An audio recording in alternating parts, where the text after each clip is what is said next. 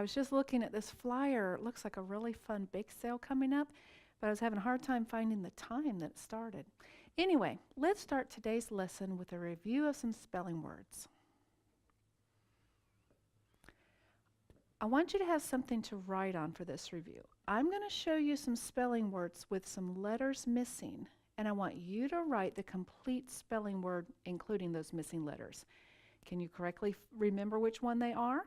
Now, right before the answer is revealed, you'll hear a sound like this.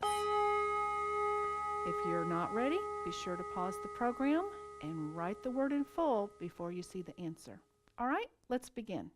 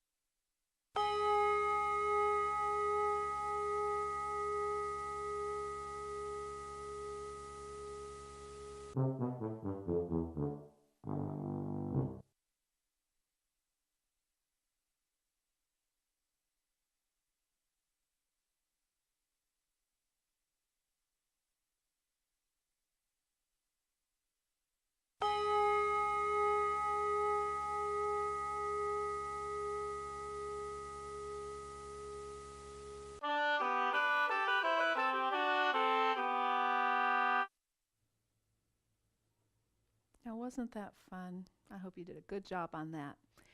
If you have a particular word that you tend to struggle with every time you have to write it, like say the word protein, you can use this learn to spell a word form that we talked about in an earlier lesson. Let's look at that now. On the form, let's say you want the word protein is the one that you need to practice. Let's follow these instructions. And you would write the word you're going to study. So you would write the word protein right there. Then you have some instructions and some things to do with that. Look for patterns in the word. If I were doing this and I needed to remember it, I would remember that it does not follow the IE pattern. So I might write that down and cross it out and make myself remember protein is EI. Also, we talked about be sure to say and listen to the word. Pro, so you're hearing the O sound, protein. And you're hearing a lot of those sounds of the consonants and the vowels in that word. And so if you say that and listen to it, it hopefully will help it stick in your mind and you'll be able to spell it better. Then you're going to cover and think about it. So you fold your paper there and you think about that word protein. How would I spell it? Have it, picture it in your head, the P-R-O-T-E-I-N. All right, and then the next step over here is write it and say it. So write it again. Protein. Okay, and then check it. Oops, I still missed it. Okay, I still got it wrong. So if I got it wrong, then I can go over here to the third section, write any misspelled word again, and I would have a list of words that I still need to master. If instead I had it spelled correctly, then I could go on to another word that I need to work on.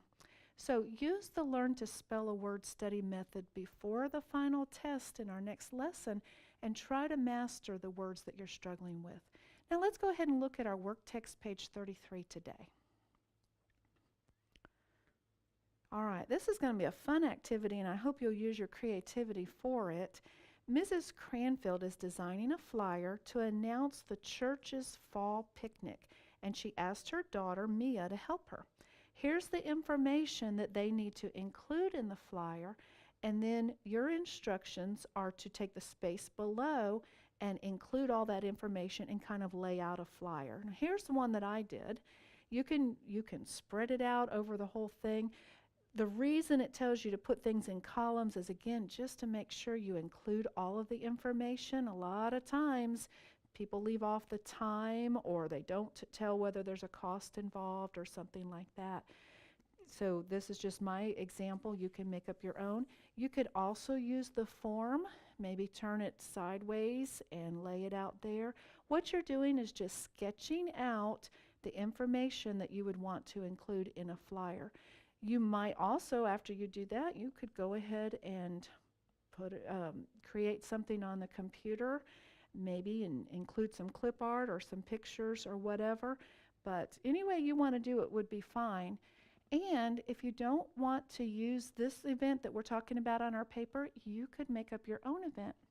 Maybe your church is having a yard sale, or maybe you want to start your own business like raking leaves or pet sitting. Actually, when I was your age, I invited my friends over to a Bible story in our backyard, and so a flyer would have been really helpful when I was a kid for something like that. Whatever you choose, sketch out what you want it to look like, and then double check a couple things. I want you to make sure you include all the information that someone would need to know about your event. What time does it start? Where is it? How does someone get in touch with you? What are the costs involved? Is there anything they need to bring? Think through every question that someone might have when they see your flyer and be sure to include that in your flyer.